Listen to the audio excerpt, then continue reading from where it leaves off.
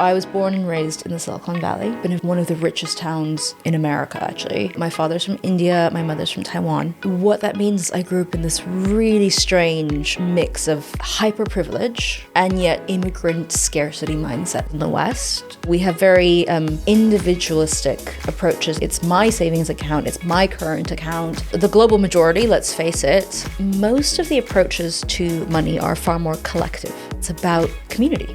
I very much view immigrants as like a driving force of our economies in the West. There are billionaires in this country that were refugees. If you are an economic immigrant, you literally left your country in order to seek opportunity. So already you are self-selecting as someone with the ambition, with the drive and the desire to work hard. An immigrant, both in the US and the UK, is 5 times more likely to start a business than a native-born counterpart. That's not an accident. I just kept wondering, like, why is no one building anything for them?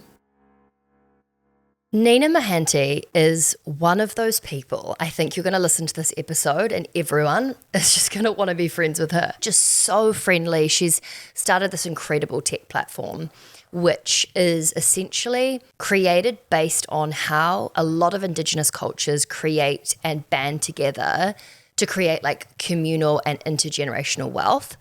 She grew up in Silicon Valley, one of like the richest cities in the world. So whilst she's had this really privileged life, she also had 2 parents that were immigrants. And so they had to work unbelievably hard to get to where they were. And so this conversation went kind of to places that we weren't expecting. Like we spoke about the Indian caste system, which I knew nothing about, the class system in the UK. After this episode, you will feel so educated on lots of different types of cultures and how they are with money, as well as having a real appreciation for immigrants and how much they have paved the entrepreneurial path for a lot of people because they don't have a backstop. They don't have any other option other than for their businesses to succeed. And so, yeah, I learned a lot from this episode. We loved speaking to her. And yeah, without blabbering on for too long, here is the conversation. This is Nina Mohanty.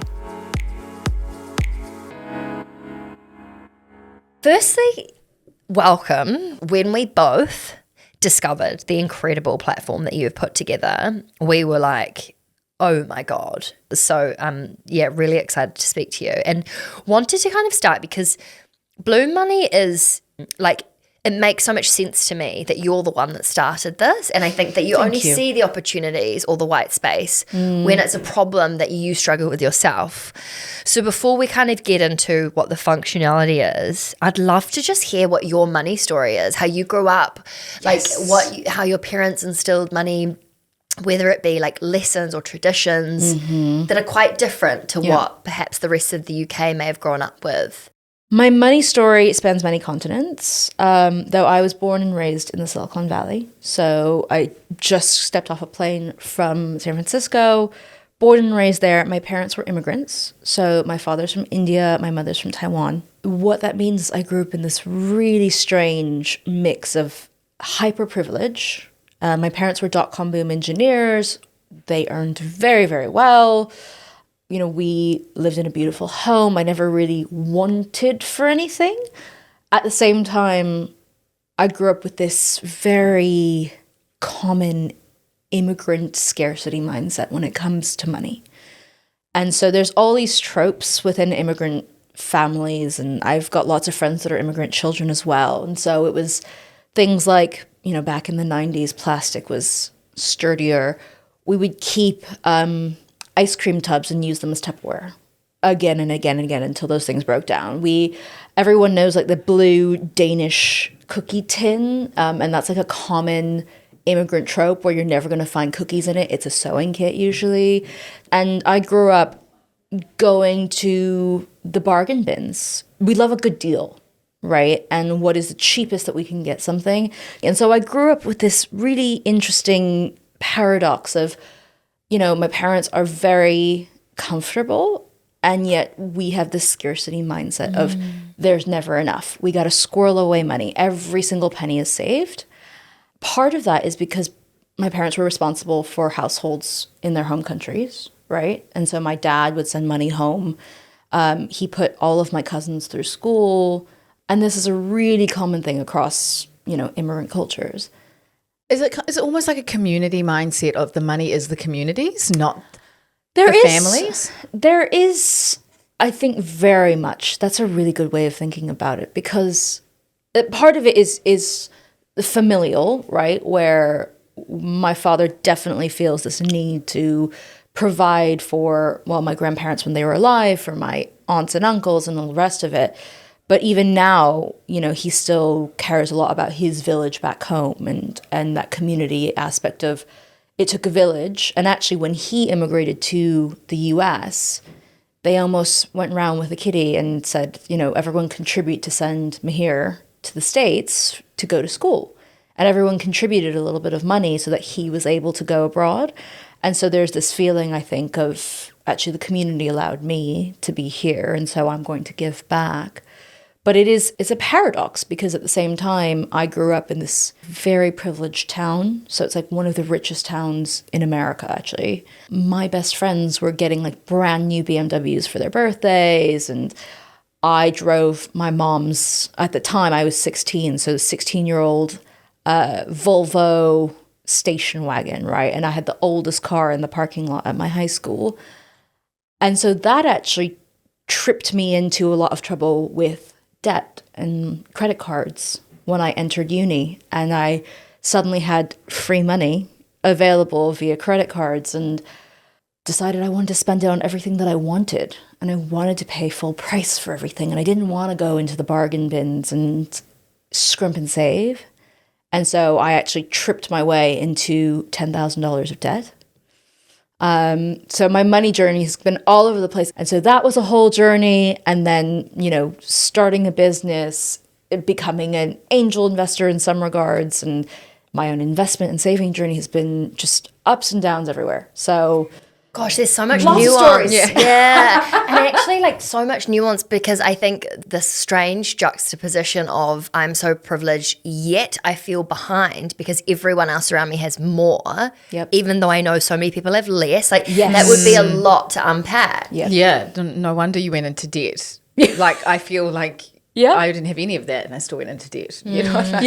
Did you have quite a traditional mother-father dynamic when you were growing up? What's really interesting is yes and no. My father comes from a very conservative Indian Hindu background that is very patriarchal, very much that the man is the provider. My mother, though, really, really hilarious. My parents met because my mother interviewed my father. For a job? For a job, Wow. And she was the one that was in the interview with him, and she couldn't really understand what he was saying because for them, English is like their third, fourth language. And so he was using the biggest words he could to impress her, and she sat there going, I have no idea what this man is saying, and went to her boss and said, you've got to speak to him because I don't know what he's saying. And he ended up getting the job. But what is so interesting is my mother was already earning more than he was at that time. And then my father went through and did several startups, Silicon Valley, it's in our blood. And throughout it all, my mother was the breadwinner. So she held down a job at Hewlett-Packard as an engineer, and she put food on the table while my dad went off and chased his startup dreams. And so rather interestingly, there's this dynamic where I'm quite proud of my dad in the way that he's very, very generous and, he is a provider, but he raised me to be a feminist. Whether or not he hates, actually, interesting, I don't know if your parents feel the same way. Maybe it's parents of a certain generation. My mother and father really don't like it when I say I'm a feminist because they're really worried that it's going to rock the boat and you're going to scare men off if you call yourself a feminist. But they raised me to be a feminist. It's right? also so interesting that his background, and cultural roots were the patriarchal norm that I need to be the provider, and yet he was able to be in a relationship where the power and financial dynamic was actually quite different to what he grew up believing was the way, a family should be raised and in a relationship, a happy marriage should be. So It's pretty incredible, really, from both parts, your mum and your dad, and what amazing role models. Yeah. When you were explaining your upbringing, I was like trying to put myself in the same situation. And I was like how were you not frustrated with your parents kind of skimping and saving with you to spend money on people outside the family? Because I would find that quite so hard. Interesting. How did you And it's such, I mean, like, let's be very honest about it. It's such a first world problem, isn't it? It's like, oh, womp womp. Like, you didn't get a Mercedes at 16. Like, the world's tiniest violin. But it was, you know, I think it's a conversation worth having, because especially for us in the Western world, when you see other people having things, there's this feeling of keeping up with the Joneses. And I don't know, down in Oz, you know, what the fashion trends were at the time, but, you know, it was like Abercrombie and Fitch and the polos. I was also very similar in such a privileged situation, but by comparison, much less financially stable than my friends. But I feel embarrassed even talking about it, because I know how incredibly privileged my upbringing was. And it feels almost tone deaf to be like, well, I couldn't wear Hollister jeans or an Abercrombie and Fitch top. But when you're young as well and you are growing up in that bubble where everyone around you has so much, I think there was probably quite a bit of resentment that built up. And only now in hindsight, as I've grown up, do I realize that the things that were important, my parents paid for. The things that my dad never minded spending money on was education, books. I am like everyone that knows me knows I'm a bookworm. I was always just buying more and more books, and he always said there is always money for books. They spent so much money on my extracurriculars. There's this interesting thing of class as well, and I don't know if you've ever discussed it before, but every country is different in the way that class operates. Here in the UK, class is... It's so bad. So bad. So obvious. And it's both obvious and invisible. I find that really interesting, because it can be the way someone speaks, it can be what they wear, it can be... It's like subconscious almost. Where they go on holiday, where they went to uni, you know, just like little thing like that, what they, you know, are doing over the holidays. And so one of the things that I asked my mother was, I did ballet for 17 years. I was in every choir. I was in the symphony orchestra. I played clarinet. I played piano to a very high proficiency. I taught myself French. I took art lessons. And all of these things in hindsight now, my partner says often that I'm an excellent conversationalist and that I get on really well with his family, who are more upper class. And I thought, actually, did my mother put me in these classes growing up? And I asked her, and she said, no, you wanted to do all these things. And so we said, she wants to learn these things, fine, we'll pay for it. But it is so interesting that now those are the things that have created a love for opera, for going to the symphony orchestra, for going to the ballet, for speaking about art and going to see art. Cultural things that are signifiers of class. It's so interesting that you asked your mum and she said, no, that wasn't what we I thought intended. It was her setting me up. And when it was you going, I actually want to probably subconsciously be at the same level. Yeah. Quote unquote. But also maybe you actually were just interested though. It could have been both, right? My mum tried to put me in ballet. It was terrible. Imagine you were ballerina. She's probably like, go, we want you to be upper class. And here I am. I remember, and we got it on video, we did this like full-on production at the end. I was probably about 6 years old. Yeah. And my flower crown fell off. And I was standing at the front, like there's like hundreds of parents in the crowd, our end of year ballet recital.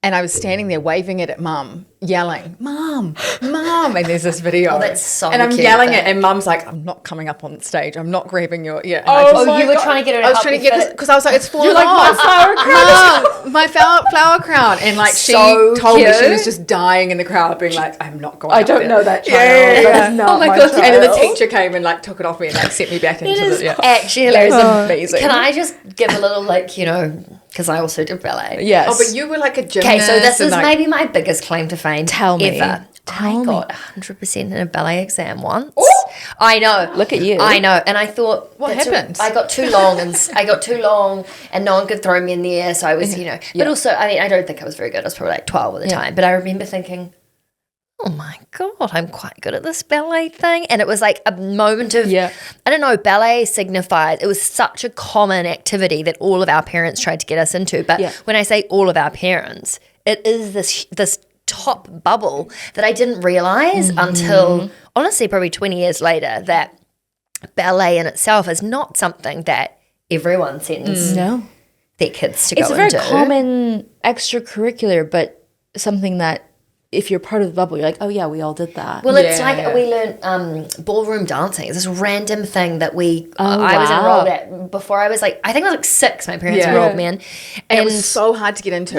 And it was like, are you going to Biltmore? Are you going to Biltmore? It was classist, actually. So weird. And someone didn't get in, and it was like, interesting. Now I look at that and I think, wow, gosh, in New Zealand you don't think that there's class systems because it's such a new country. Yeah.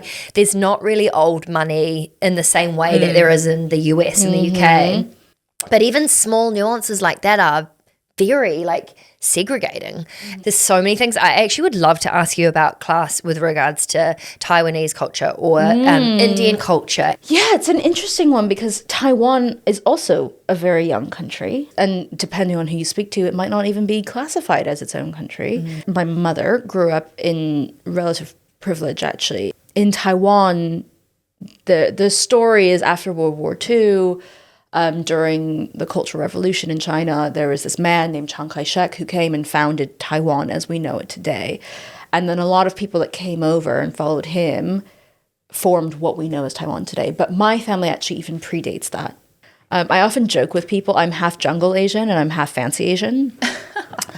And Ali Wong does a so much better job of explaining this because she's half Chinese, half Vietnamese. So she says I'm half fancy Asian, half jungle Asian. I am also half fancy Asian, half jungle Asian. What is really interesting is in India, there is such a clear and obvious distinction in class, and that is the caste system in India. So literally, you can tell. I remember a man came up to me once at a work conference, and he said, "Your name is Nina Mohanty." And I said, "Yes." And he said, "Oh, you're from Odisha and you're high caste." And it was so bizarre to me because, again, I'm born in the West, and so for me, I'm like, that's just my surname. But he could pinpoint not just which state my father is from, but that we were of a high caste. And what does caste mean? So caste is literally, if you consider a pyramid, right, of class where the very top is the queen, right? Or, well, I guess the king now here. And then you've got your aristocracy or your society folks, and then you've got upper middle class and all of that coming, and then working class all the way down. In India, there is a very defined caste system where at the very top you have what are called Brahmins. These would have been Hindu priests, basically, or the royalty. Then you have soldier class and merchant class. And then at the very bottom, they're called Dalits, but they're literally called untouchables. Untouchables.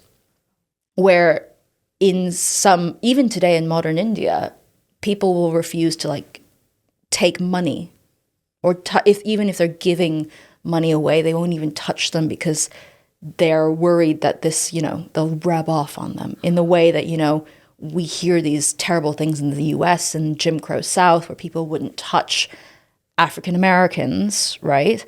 It's actually terrifying to think that such an outdated concept still exists, but oh my gosh, it dictates modern society in India to this day.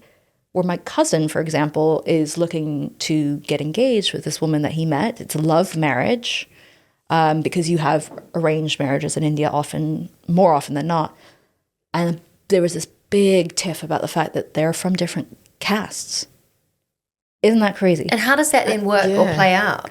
So it can be very much when you're arranging a marriage in India, you'll often look at things in the way that here you might say, oh, we're from the same socioeconomic class, we all go skiing in Chamonix or whatever. They get, they know the things. I don't know what the equivalent is in New Zealand, but, they all drive the same cars, whatever, go to the same schools. Similarly, there'll be this kind of, we're of the same caste. And so you wouldn't even look outside of that caste option. You wouldn't consider above or below. You would try to go above, but, still the case here, I feel. Is there a want for people to want to move and marry up Oh, absolutely. Absolutely. But it is a really difficult thing to transcend because people are so, in India specifically, so ingrained into this. And so the only way you can get out of it is like you break from your family. You're basically disowned. If you were to marry down in caste, you would inevitably be disowned by your family. Or in the case of my dad, that you marry someone that is not part of the Indian caste system, someone completely outside. But it's just so rarely done up until modern times now, where we as second generation, for example, like my boyfriend is white. That's always caused a lot of strife in our household, but he's white. And so it's not like my dad's going to be worried about his caste, right? Is it still kind of like today when, you know, like if my children wanted to get married to someone, it's like, okay, well, do they have a good job? Are they driven? Are they, you know, like you kind of... You subconsciously already put people in boxes even if you don't have a 100%. caste system. Yeah, because you want them to be like financially secure. Yes. And so you might not outwardly say those things, but you're thinking that. And so... I mean, people used to call Kate Middleton, right, the Princess of Wales. They used to say that she was a social climber, you know, Waity Katie, and now she's going to be the Queen of England one day. And everyone aspires to kind of climb the ranks, or not everyone, but many people do. It's a social norm in the West particularly, but even in India, for example. I think it's rooted in security, in wanting what's best for your children, right? But it is fascinating. Like the number of stories you hear, like these Indian aunties have stories of love marriages that never happened, their first loves or whatever, because maybe it was a boy from the wrong caste or whatever. And they end up marrying based on what their parents dictate because their parents want what's best for them. But that's going to be someone that matches usually your class socioeconomically, or in the case of India, literally your caste. Isn't this wild? Oh, it's so fascinating. Yeah. Like that your parents would wish you a life of unhappiness. No, but that's not what they're thinking. But though. in their head, no, it's I know, but it's like it's just crazy. A lot of it, I think, all of it stems around cultural preservation, tradition. Like this is what we've always done, which in some ways is beautiful when it comes to tradition and culture, but can be very limiting when it comes to the betterment of society, of class, of where we can get socioeconomically. I think one of the things I find interesting and also quite sad about caste systems or class systems or whatever exists in various parts of the world is the idea that this is what you were born into, therefore this is your future opportunities when it comes to love, jobs, everything. And I think that that's, you know, we're in such, all three of us have been in such privileged situations where we can choose what we study and then what we go and do for a job. We can choose who we love and want to marry. And I think that the thing that I find just quite actually like mind-blowing is the idea that there is millions and millions of people around the world that are almost born and their life trajectory is really planned out for them in terms of how they will work, what their life will look like. And this is your lot in life. Yeah. It's almost limited. And I was talking to my dad about this because my dad is a Hindu, and in Hinduism they say that this is like your story is pre-written effectively. And how interesting, because it does actually then reinforce this idea of caste and like don't try and go above your station. What do you think breaks that? Is it more women earning their own money and becoming, you know, their own security? Therefore, there isn't that reliance or, you know, I guess focus or need so much on marrying someone that has that. Like what in your head accelerates the breakdown, I guess, of classes? I mean, I do think that wealth or proximity to money and power is a very powerful thing. And I've always quoted, it was actually Cindy Gallup that first said it, and she said, I want a world of filthy fucking rich women. And love that. I just parrot that everywhere because I agree with her for numerous reasons. We know that when women are wealthier, they give back more, they put the money into building a better world. Look at Mackenzie Scott, Jeff Bezos' ex-wife, and the rest of it. But I do think that money provides freedom, choice, power, right? And so if you are willing to break with your family, for example, let's say I did want to marry very Taylor Swift, but daddy, I love him. And, you know, he's working class and that's who I want to be with. Well, as long as I have the money that I need to look after myself and my future family, that's a really powerful thing. Sometimes people come around, maybe that's not forever, that my family is going to disown me, but the very fact of that financial stability does actually give you the power to seek the life that you want. Whereas that conversation would be a lot different if you didn't have your own money. Exactly. And you want to marry in a different level. And there's a reason why we hear that trope, like love doesn't pay the bills. It doesn't. I'm so sorry. Like, I hate to break it to everyone, but we've got to be realists. You've got to be realists. Someone's got to pay the rent or the mortgage. And, you know, yes, love is great and love can keep you warm, but it won't pay your heating bill.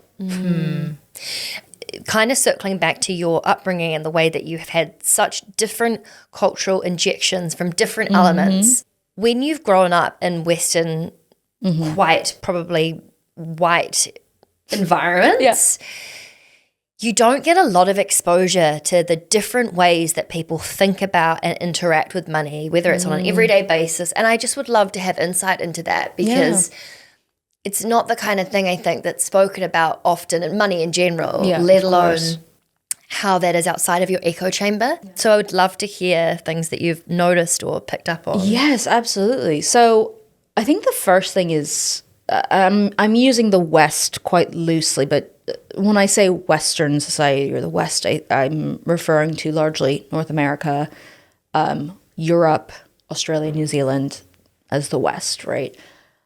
I think rest of world, the global majority, let's face it, global South, whatever you want to call it, most of the approaches to money are far more collective, right? And so we have very individualistic approaches in the West, and that's part of the way that our financial system has developed, where once upon a time in the UK, you would have a credit union or a building society where you knew the bank teller, you knew the person, or you were all part in the same union, you all worked in the same factory or whatever. Things have changed, and with the development of the financial system, you have a one-on-one relationship with your bank now, right? It's my savings account, it's my current account, just me and Starling Bank over here, or me and Barclays, or me and HSBC, or whoever, right?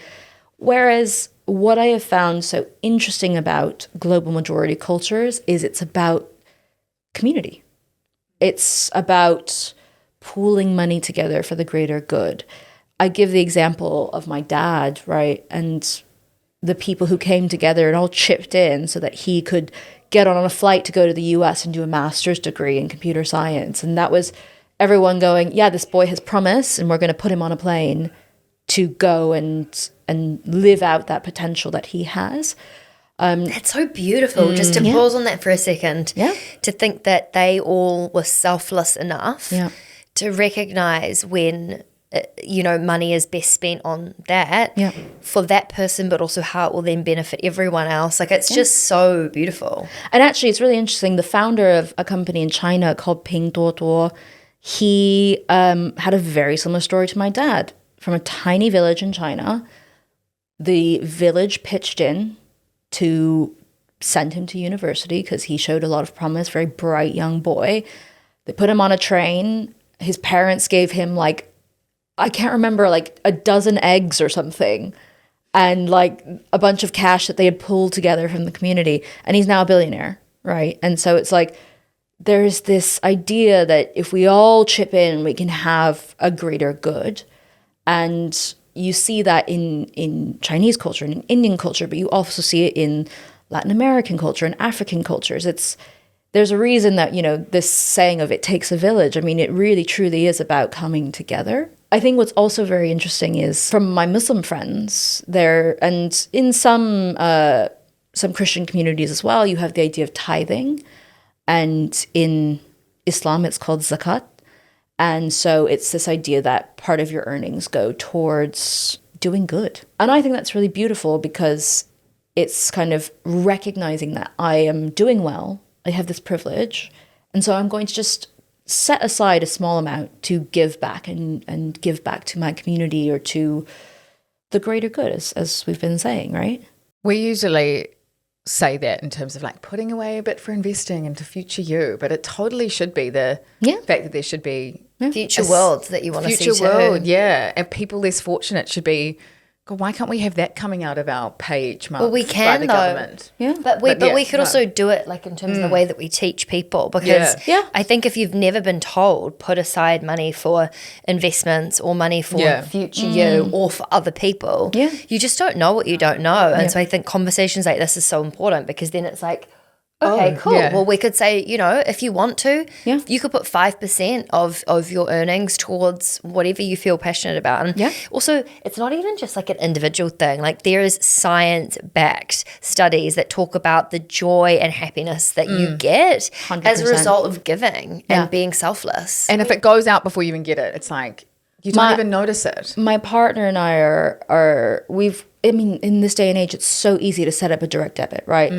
I love dogs. So like guide dogs, I am like a constant contributor. I had, a donation to Battersea Dogs and Cats Shelter, but we also do refugee women. We've got Doctors Without Borders. And if you're able to even set up a direct debit, right? And oftentimes you can gift aid it as well, and there are tax benefits from it.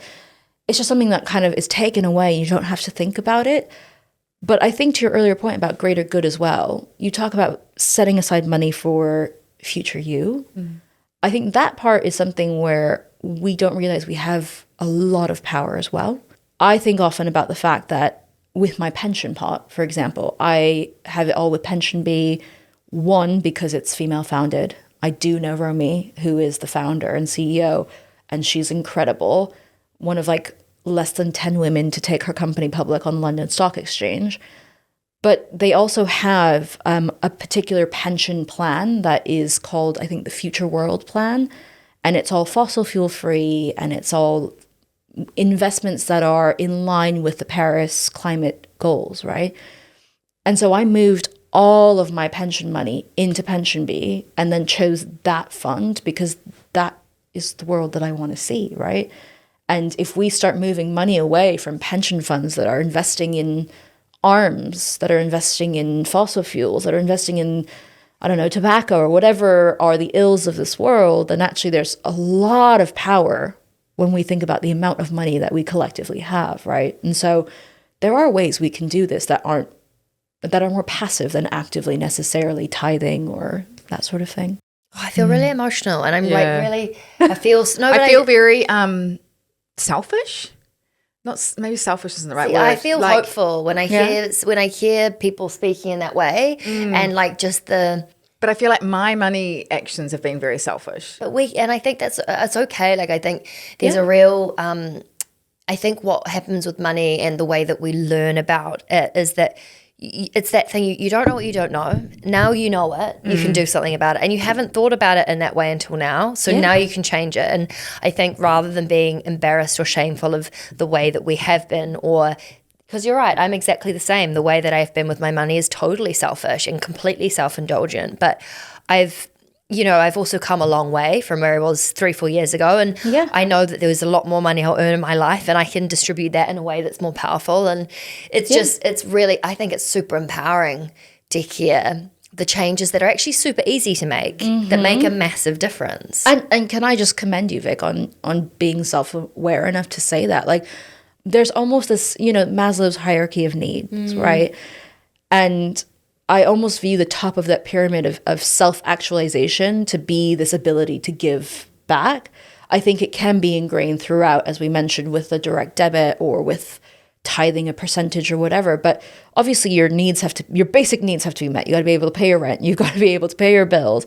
And then from there, like, put aside into savings or pay off your debt and slowly climb that pyramid to get to the top where now you can think beyond just you, and you need to be stable. I mean, there's a reason we talk about put your mask on first before helping the person next to you. It's okay to be selfish as you're building financial resilience. I also think it's so similar to the idea of just the different levels of privilege and what you can handle at different points of your journey. And like, even just, this is kind of another weird analogy, like meditation's the very top pillar, or that, you know, that's the thing that maybe you don't have time to put aside until you are meeting the hours of your job, you're looking after your children, you're blah, blah, blah.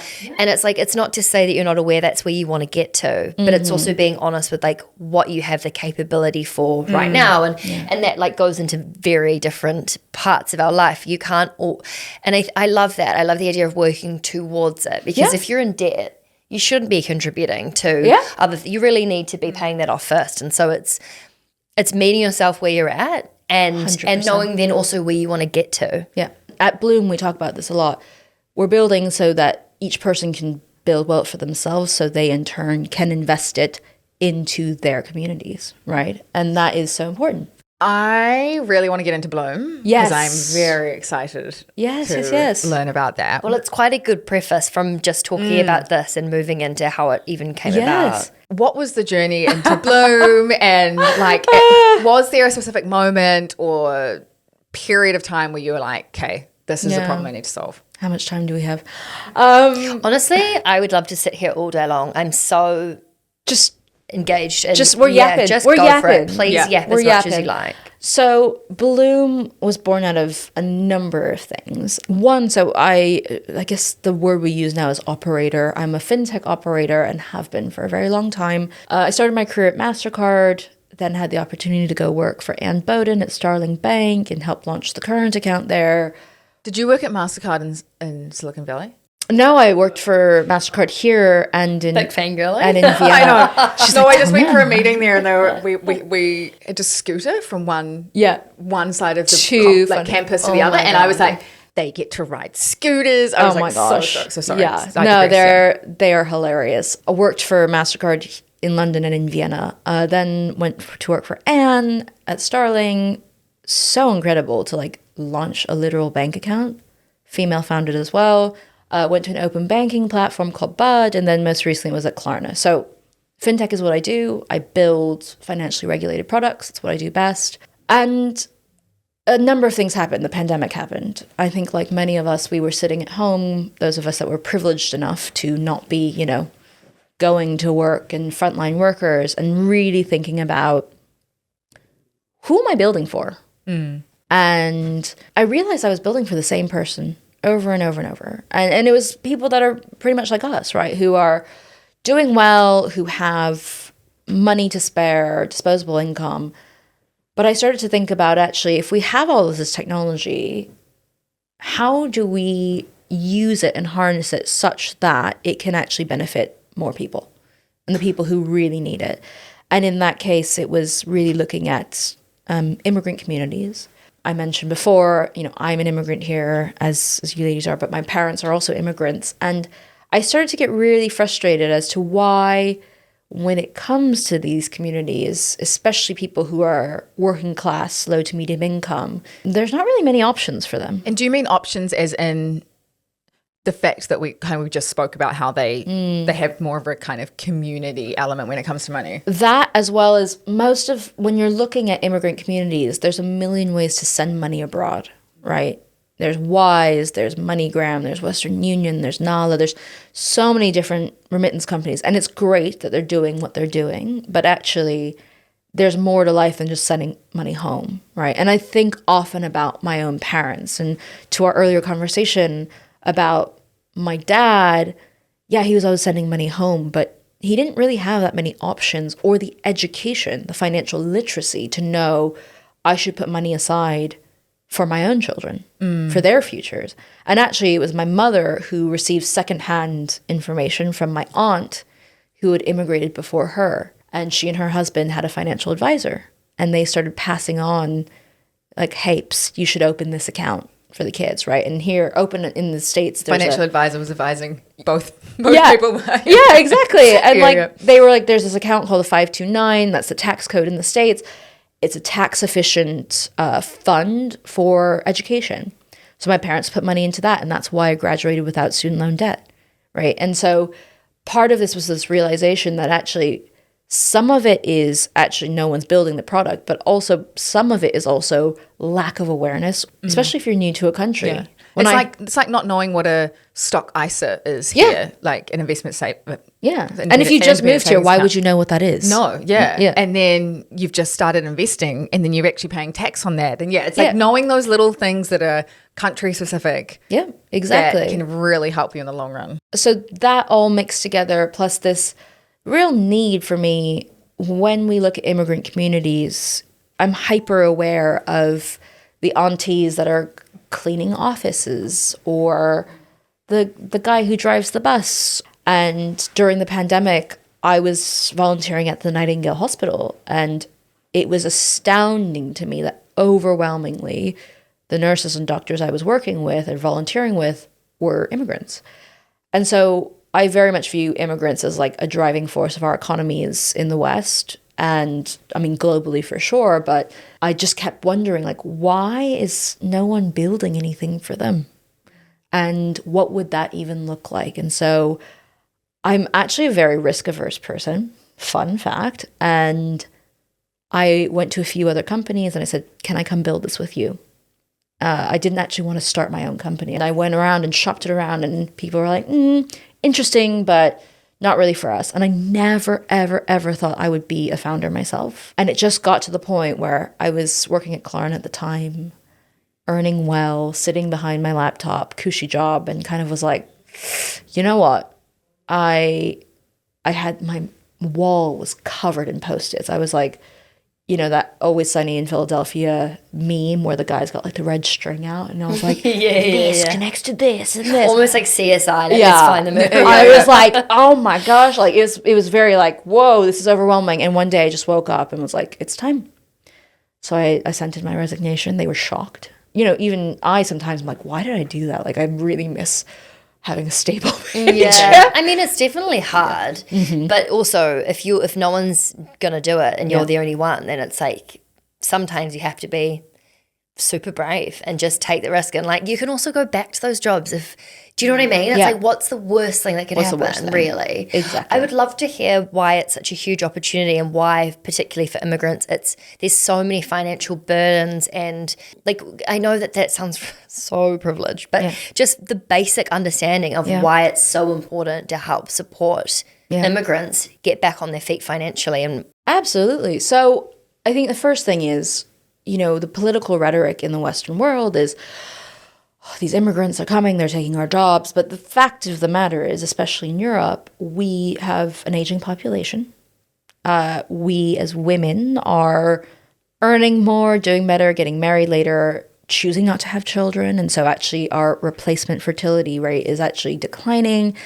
And so we actually need immigration, right? I'm also like some of the most incredible and successful businesses have been built by immigrants. Like Amazon, Microsoft, like, well, sorry, not Microsoft, but the CEO of Microsoft now. Yeah. Like Steve Jobs. Like there's just, everyone's immigrants. Oh my God, I didn't even know that. Steve Jobs' father was like is Syrian, I think. Yeah. Like, I mean, Alexis Ohanian, who's a co-founder of Reddit, for example, his parents were refugees. There are billionaires in this country that were refugees. I'd love to know if you think, or if you've read or know any like science-backed or studies or anything around the psychological impacts of what it means to immigrate to a new country and start fresh, and the necessity to, for lack of better words, sort your shit out and get money coming in the door and blah, blah, blah. Like, do you think that is linked directly to the sheer determination and like, I will do anything to make this a success that founders need, and that's why so many successful founders are of immigrant backgrounds? I think so. There are so many books written on this topic exactly, which is that if you're an economic immigrant, you know, you literally left your country in order to seek opportunity. So already you are self-selecting as someone with the ambition, with the drive and the desire to work hard, right? We're in this country. We chose to be here for a reason. When we talk about people maybe from a lower socioeconomic class or from working class backgrounds, it's like you're literally leaving this country, your home country. You're leaving everyone you know, perhaps not even speaking the same language, to go and build a life for yourself. So, you know, immigrants are working hard and will take any job and will do anything they need to make things work. I guess they've taken the risk, like the risk that Just they've the risk taken in the first- is massive. So there's almost Exactly. this like added pressure of, I need to make this work because of the risk that I've taken. But if you're a refugee, for example, what's even more interesting is you're never going to come back. Typically, if you are given refugee status in a country, that's it. Like, there's no other option to go home. So you have no choice but to make it work. Your security is you. You got to learn the language. You've got to make ends meet. You've got to get that job. And I think it's that resilience and that drive, whether you're a refugee or an economic immigrant, that really pushes them to be so successful. You're already risk-taking. You've left your country. Might as well start a business, right? And so that's why we see so many immigrant entrepreneurs. We see that an immigrant, both in the US and the UK, is 5 times more likely to start a business than a native-born counterpart. That's not an accident, right?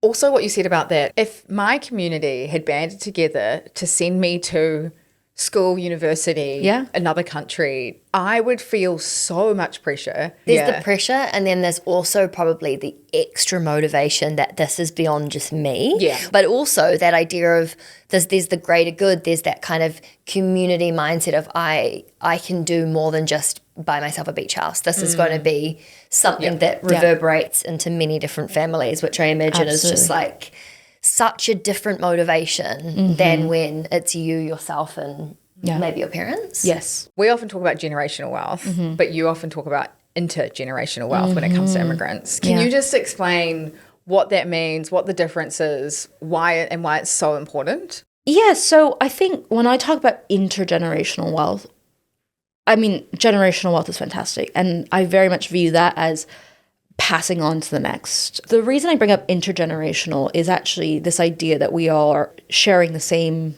space and time together. And this actually comes from this idea that I've lived, which is that in many global majority homes and cultures, you have multi-generational families and households. It's a very Western behavior, actually, where like once we turn 18, we just like get kicked out the house or we move away. Whereas like in Singapore, it is so commonplace for 3 generations to be living under one roof until maybe someone gets married and then they go and move somewhere else. And that is when I started to think about actually, what does it look like if we start to share financial burdens and upside intergenerationally at the same time? And so I think a lot about the fact that if you're a new immigrant, for example, many of my friends have been in this scenario where their parents might have foregone their pension contributions so that there would be more money for their children. But what this now means is that when their parents retire as the first generation immigrant, they don't have a very big pension pot. And so now the financial burden falls on that second generation, my friend. And so knowing this, how do we think about preparing people financially if you know that you're going to have to look after your parents, for example, or if you're going to be living under the same roof? How can we think about that where we're in the same time continuum and not thinking about just here's a bag of money, passing it down to the next? And so that's what I mean when I say intergenerational and thinking even ahead now for our children. I mean, I very much want to be a mother one day. How do we think about the fact that if grandma's at home, grandma maybe can look after the kids? Does that help with the burden of childcare? Can that extend the life of grandma, keep her healthier and happier for longer, looking after the grandchildren, which we know scientifically has been proven, right? So there's just a lot about occupying the same space and time when I think about intergenerational wealth. And also spreading the responsibility, spreading the planning and making it a collective effort rather than totally isolated or singled out. Yeah, which reduces the stress as well, I find. I actually also think there's this real lack of awareness in the Western world around this sort of Benjamin Button, like, you know, your parents put all this money into you as a kid. But there's almost this lack of awareness that there is a point in time that that responsibility shifts and it's now you need to look after your parents. And that's just ingrained in the Eastern world. Like this, as you say, like even just people living within the same household means that that's like a visible, we are all looking after each other. Whereas because we move out at 18 and then we get our own flat and we get our own home, we're not actually also physically connected in space. And so I think that there is a massive disconnect. But the platform that you've created is really to bring together almost financial planning, investing into an easy, let's link arms together and do this as one, right? That's like the whole premise of it. 100%. And have you seen the uptake be really positive and like, okay, this makes sense and is straightforward? Yes. And what's so beautiful, so our product that's in market right now, we call Bloom Circles, but it's a digital version of this savings club mechanism that's very popular in the global south. It's something my parents have done, my grandparents did. And what was interesting is when I moved here, I started meeting folks from other cultures that do it too. And they all have different names for it. So my Jamaican friends call it Pardna. My Nigerian friends call it Ajo or Isusu, depending on their tribe. My Somali friends call it Hegbad or Ayuto. There's so many names for this one thing, and everyone's doing it. And it's typically done in cash and pen and paper. And effectively, it's exactly this mechanism of pooling money, right? So let's say like the three of us got together and we say, we're going to put 100 quid into a pot every month. Great, there's 300 pounds. I get the first draw. Great, lucky me, in time for Christmas. I can go spend that 300 pounds buying Christmas presents, right? Next month, we all get together. We each put 100 pounds in. There's 300 pounds. And now, so if it's your turn, January, you can go spend that money and so on and so forth until February, it's your turn, Vic, right? And this is something that exists in every culture. There's so many names for it, but we call it Bloom Circles. And it's very much, as you say, linking arms. And what we found is we have so many folks from the Philippines, from Nigeria, from India, from Jamaica that are using this. And the reason they love it is it's that cultural tradition of coming together with folks to increase your affordability, but also the accountability of the people around you, right? You know that if you don't pay in that money, I'm not going to be able to get Christmas gifts. But I know that if I don't pay in, you can't buy a plane ticket home, right? Such a beautiful concept. What's even more exciting about it for me is we're seeing huge amounts of money moving through, right? And so the average monthly pay-in is £100, but we have people putting 200, 300. I mean, we have people asking us to put £1,000 a month in. And so also that is showing us that immigrants have money. They're very hardworking people. They're taking on 2, 3 jobs, right? And now this opens our eyes to the fact that there is money there. Great, let's now help people direct it towards investments into savings, Yeah, I was going right? to say, is there an element where you can invest that until people need it? Exactly. So therefore there's more money and more money for the community and more money to split around. And that's where we're heading next with Bloom. So it's really exciting because we're still such an early stage company, and I'm fundraising at the moment, and it's Oh my God, let us know if you need a head massage, a hand massage. my hair is like falling out. I've got these Gucci and Prada bags under my eyes, but you know, we're getting there. And so it's really exciting to be on the journey and seeing firsthand people say like, I was able to buy a plane ticket home. I've not seen my family in 3 years. Some people were truly just like, I went on a holiday. I got a camper van and I went to Wales. And you're like, fantastic. I love that for you. Like, what a fantastic use of money for you to rest and recuperate. This is really what we're after, doing it with community, with your village. I would just love to wrap this chat up by saying you are phenomenal and we have loved speaking to you. And for anyone that wants to hear more about your investing journey, your particular approach to money, we're going to have a separate chat and put that into the Investing please. Club, because I think that there's obviously so many pearls of wisdom in the way that you've like not only from working in the financial industry, but yeah, so really excited to chat about that. But just thank you so much for sharing Honestly, such incredible insights and really, like helping to open our eyes up to different ways of thinking about money and investing and Thank you so much for wealth. having me. Yeah. No, This was such a beautiful conversation. I feel like we went like Yeah. all over the place, but it was such a joy. Thank you.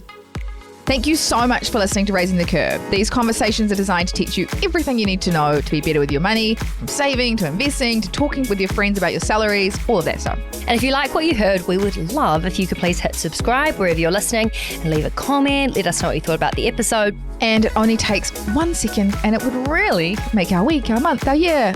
Yeah. So please do it. Okay. Love you. Bye. Okay, quickly, The Curve was created to empower and educate you about investing, but we are not financial advisors. Our platform exists for educational purposes only, and it doesn't provide personalized investing advice for your individual needs and should not be relied upon to make an investment or financial decision. And always remember to do your own research before making any investment or financial decision. We're here for any knowledge and support you need, but the final call is always yours. And thanks for being here. You got this. Yeah, we know you got this.